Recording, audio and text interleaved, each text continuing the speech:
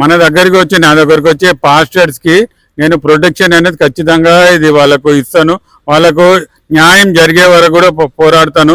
ఇప్పుడు మన ప్రదేశ్ కాంగ్రెస్ కమ్యూనిటీ నుంచి కూడా నేను లీగల్ సెల్ కన్వీనర్గా ఉన్నాను.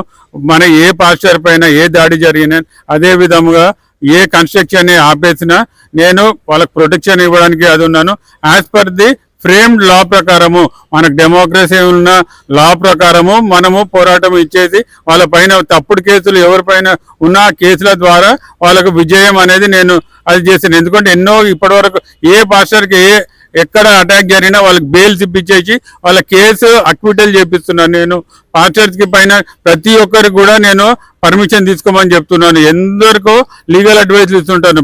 డిస్ట్రిక్ట్ నుంచి ఎన్నో ఫోన్స్ వస్తుంటాయి, వాళ్ళు ఎవరో కూడా తెలియదు. కేవలం బ్రదర్ సార్ మేము అది అంటే, సరే మీరు ఇట్లా చేయండి అలా చేయండి, నాకున్న ఇది ఫ్రెండ్స్ని అక్కడ అడ్వకేట్ ద్వారా కూడా అక్కడ వెళ్ళి కాంటాక్ట్ కావండి, లేదనుకున్నా మీరు హైదరాబాద్కి రండి, నేను అది ఫ్రైడే సాటర్డే అంటే మన కమ్యూనిటీ కోసమే నేను అవైలబిలిటీ ఉంటాను, మీరు వచ్చి నన్ను సంప్రదించండి. మీకు డ్రాఫ్ట్ పరంగా లేకుంటే స్క్రైబింగ్ పరంగా లేకుంటే ఫర్దర్గా ఎట్లా కేసెస్ వేయాలనేది నేను వాళ్ళకి సలహాలు ఇస్తుంటాను.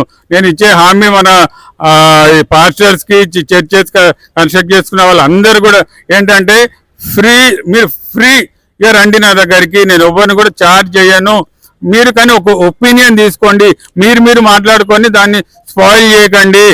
మీరు లీడర్స్ మాట్లాడే half knowledge is very dangerous.